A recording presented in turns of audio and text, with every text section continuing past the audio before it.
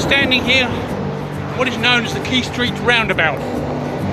It's the junction between the A2 and the A249 Sheerness to Maidstone Road. And today it's a busy roundabout with an underpass, and traffic is roaring through even in these days of COVID-19 lockdown. But over here in the corner is an information board which tells a different story. It's titled Key Street, the Lost Village, and it tells the story of a community that once had its centre right here. But the ground where it stood, where most of the houses and shops once stood, and the pub, has gone. The settlement of Key Street grew up around this junction from the Middle Ages. For hundreds of years it formed the centre of a sprawling area of dwellings from Keekle Hill, bobbing along the main road eastwards and southwards along the Maidstone Road and towards Borden. The heart of this settlement, the shops, a chapel and the inn were right here at Key Street Junction, which has now virtually swallowed them up.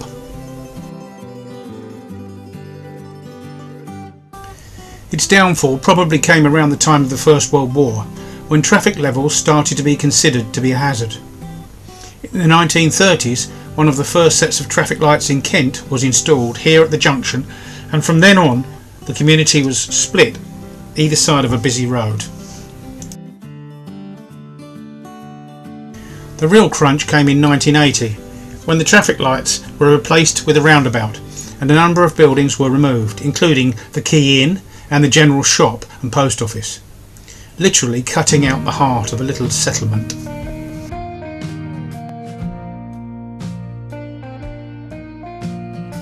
Then, in 1995, further improvements were necessary and the underpass was created, removing still further buildings and leaving what we have today.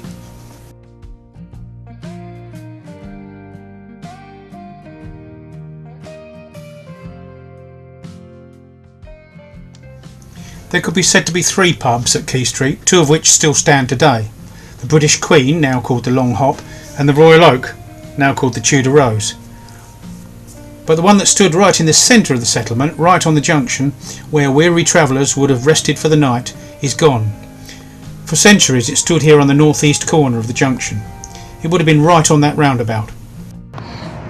And the only thing that's left of it, the only thing you'll find today is this.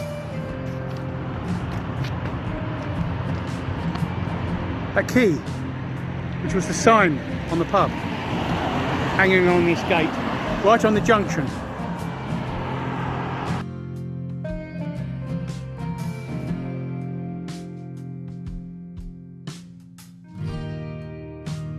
A number of shops clustered around Key Street in the late 19th century and into the 20th. For some of those along the main road, away from the junction, the buildings remain today, but others have disappeared under the traffic layout. Horace Tucker, the shoemaker, lived and worked in one of the Elm House cottages in 1908. The original old post office has survived as a private house, but the shop, which was a grocer, draper, butcher and post office run by E. Kingsnorth from 1901, stood close to the junction right here and was demolished in 1980. There were 2 garages here at one time, and one of these has survived. Pierce and Bat are now behind the petrol station on the main road. But Putwain's garage, established in the 1920s on the southwest corner of the junction, closed before the 1980s, and the building was demolished in 1994. Pilgrims would have been passing along this road from 1170 onwards. There was a chapel built for their use on the south side of the road. It later became a hospital. Much later a Wesleyan chapel was built and opened here in 1867, and it could seat 200 people. That was demolished in 1969. There was also a primitive Methodist chapel further along the road towards the Long Hop, which survives as a private residence. And numerous houses and cottages have disappeared. Thatch cottages, demolished in the 1940s. Myrtle cottages, demolished in the 1960s. Manor House, opposite the Key Inn, demolished in 1994. The two pine trees, a recognisable landmark in the garden of Manor House, cut down in 1994. Manor Cottage, demolished in 1980. Elm House, run in the 19th century as a school, demolished in 1980. And these are just some of those that were specifically demolished for the traffic system. Many others further along the road towards Sittingbourne and westwards up Keakhall Hill disappeared as they became a less desirable and a less peaceful place to live, due just to the increase in traffic flow during the last 100 years.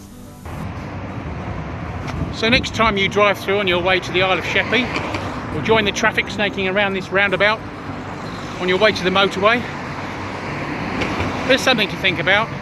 The people and the little settlement that was once, not so long ago, the heart of a community.